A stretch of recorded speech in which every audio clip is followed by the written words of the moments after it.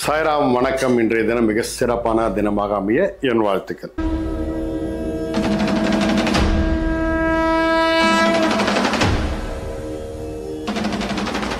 என்ன ரெகுலராக பார்க்கறதுக்கு ஒருத்தர் வந்துக்கிட்டு இருப்பார். வந்துக்கிட்டு இருக்கும்போது என்கிட்ட இது வரைக்கும் பேசுனதே கிடையாது. வருவார், பார்ப்பார், ஒரு வணக்கம் சொல்லுவார், ஆசீர்வாதம் வாங்குவார், போவார். இப்படி ரொம்ப நாளாக இருந்துட்டு இருந்தார். சரி, இவர் கூப்பிட்டு நம்ம பேசுவோம் அப்படின்ட்டு ஒரு நாள் கூப்பிட்டேன். வாங்க உட்காருங்க, சொல்லுங்க, வர்றீங்க, பார்க்குறீங்க, ஆசீர்வாதம் வாங்குறீங்க, போகிறீங்க, என்ன விஷயம், உங்களுக்கு என்ன வேணும்னு சொல்லுங்க அப்படின்னு சொல்லும்போது அவர் சொல்கிறார், ஒன்றும் இல்லை சாமி, கஷ்டப்பட்டு இப்போ உழைச்சிக்கிட்டு இருக்கேன், பெரிய எனக்கு ஒரு முன்னேற்றம் எதுவும் வரல, குரு ஆசீர்வாதம் தான் நல்லா இருக்குன்னு சொன்னாங்க, அதனால சரி குரு ஆசீர்வாதம் வாங்கணும்னு வந்தேன், உங்களை பார்த்தேன், வாங்கணும்னு தோணிச்சு வாங்குறேன், அவ்வளோதான் அப்படின்னு.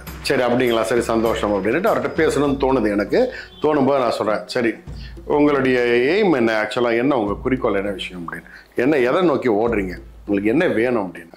குறிக்கோள்லாம் ஒன்றும் இல்லை சாமி, வாழ்க்கையில் நல்லா இருக்கணும், குடும்பம் நல்லா இருக்கணும், காப்பாற்றணும் அப்படின்னாரு. நான் சொன்னேன், அப்படி கிடையாது, ஒரு எய்ம் இல்லாமல் நீங்கள் ரன் பண்ணிங்கன்னா எதுவுமே பண்ண முடியாது. கண்டிப்பாக வாழ்க்கையில் சக்ஸஸ் ஆனது. ஏன்னா தொழில் பண்ணுறேன்றீங்க, தொழில் எய்ம் இல்லாமல் இன்றைக்கி வருமானம் வந்தால் போகிறோன்னு நினச்சிங்கன்னா நாளைக்கு என்ன பண்ணுவீங்க யோசிக்கணும் இல்லையா? இப்போ அந்த கொரோனா பீரியட் வந்தது, அந்த கொரோனா மாதிரி ஒரு பிரேக் ஆச்சுன்னா அப்போ உங்கள் நிலைமை என்ன? ஸோ டெய்லி குறிக்கோள்ன்றது கண்டிப்பாக வைக்காதீங்க, ஒரு லாங் டேர்மாக இருக்கணும் உங்கள் குறிக்கோள், அப்போ தான் அது உங்கள் வாழ்க்கையில் முன்னேற்றி எடுத்துகிட்டு போகும் அப்படின்னு. அவர் ஒரு மாதிரியாக குழப்ப நிலையில் இருந்தார். அப்போ நான் சொன்னேன், ஒரு கதை சொல்கிறேன் கேளுங்கன்னு ஒரு கதை சொல்ல ஆரம்பித்தது. என்னென்னா, ஒரு மனிதன், ஒரு தொழில் செய்கிறவர், அவர் என்ன பண்ணுறாரு, அவருக்கு ரொம்ப கஷ்டமாக இருக்கான், ஒரு என்ன பண்ணுறதே தெரியல, ஒரு குரு கிட்ட ஆசீர்வாதம் வாங்குறாராம். வாங்கும்போது அந்த குரு என்ன பண்ணுறாராம், இவர்கிட்ட, சரி நீங்கள் ஒன்று செய்யுங்க, உங்கள் வாழ்க்கையில் ஒரு நல்ல ஒரு குறிக்கோளை வச்சுட்டு வாழ், அப்போ நீ வாழ்க்கையில் வெற்றி அடைவே அப்படின்னு அந்த குரு பிளஸிங் பண்ணுறாங்க. நான் என்ன வைக்கிறது எனக்கு தெரியலையே குரு, ஏதாவது அதுக்கும் நீங்களே சொல்லுங்கன்னாரு. அதில் நான் சொல்ல மாட்டேன், நீயே பண்ணுப்போ அப்படின்னு சொல்லிடுறாராம். அப்போ இவர் வெளில வந்துடுறாரு. வெளில வந்ததுக்கப்புறம் என்ன நம்ம குறிக்கோள் வைக்கலாம் அப்படின்னு குழப்பத்தில் இருக்காராம். குழப்பத்தில் இருக்கும்போது அந்த குரு சொன்னாராம், நீ காண்பது உனக்கு வழி கொடுக்கும் அப்படின்னு ஒரு வார்த்தை சொல்லியிருக்காரு. அது மைண்டில் வச்சுட்டு இருக்கும்போது அப்போது கண்ணை மூடிட்டு, குருவை எனக்கு ஆசீர்வாதம் பண்ண, எனக்கு பிரார்த்தனை பண்ணிட்டு கண்ணை திறக்கிறாரு. திறக்கும்போது அந்த மண்பானை விற்கிறவங்க கடை அங்கே இருக்குது. அது அவர் கண்ணில் படுது. பட்ட உடனே அவர்கிட்ட என்ன பண்ணுறாரா, ஓகே அப்போ நம்ம இனிமேல் என்ன பண்ணோம், அந்த மண்பானை செய்கிறாருல்ல அவர் டெய்லி பார்க்கணும். அவர் எப்படி இருந்தார்னா, அந்த மண்பானை செய்கிறவர் தான், சாதாரண ஏழ்மையானவர் தான், களிமண்ணில் அழுக்கில் தான் வேலை செய்கிறாரு, ஆனால் நெத்தியில் பட்டையை போட்டு அழகாக இருந்தார் பார்க்கறதுக்கு அம்சமாக. அப்போ நம்ம ஒரு எய்ம் வச்சுக்கலாம், டெய்லி இந்த மண்பானை செய்கிறவரை யாராவது ஒரு மண்பானை செய்கிறவங்கள பார்த்துட்டு நம்ம காலைல டிஃபன் சாப்பிட்ணும், இதுதான் நம்ம எய்ம் அப்படின்னு சொல்லிட்டு ஒரு ஒரு எய்ம் எடுத்துக்கிறார். ஓகேங்களா? அப்போ ஒரு நாள் இது டெய்லி செஞ்சுட்டு இருந்தாரு. சில நாட்கள், சில மாதங்கள் போச்சு. போனோடனே திடீர்னு ஒரு நாள் பார்த்தீங்கன்னா இந்த மண்பானை செய்கிறவர் காணும். இவர் வந்து பார்க்குறாரு, பார்த்தா காணும். எங்கடா போனார் பார்த்தா, பக்கத்தில் விசாரிச்சு பார்த்தா அவர் ஏதோ ஃபங்க்ஷனுக்கு ஊருக்கு போயிட்டாருன்றாங்க. அப்போ இவருக்கு ஷாக்கு, ஆஹா என்னடா பண்ணுறது, சரி வேற எங்கேயாவது மண்பானை செய்கிறவர் பார்க்கலான்ட்டு போறாரு. யாருமே காணும்.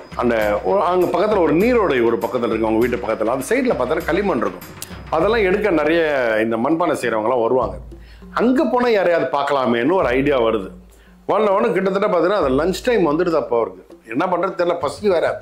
நேராக பார்க்குறோம், யாராவது ஒருத்தர் மண் எடுத்துட்டு இருப்பாங்க, ஒருத்தர் பார்த்து வணக்கத்தை சொல்லிட்டு நேராக வந்து நம்ம வீட்டில் வந்து இன்னைக்கு மத்தியானம் லஞ்சு ஒரு பிடிக்க வேண்டியதுன்னு சொல்லிட்டு அதை எய்மாக வச்சுக்கிட்டு ஓடுறாரு. ஓடி அங்கே போய் பார்த்தா அங்கே பார்க்குறாரு, வெட்ட வெளியாக இருக்குது, ஆளே காணும்.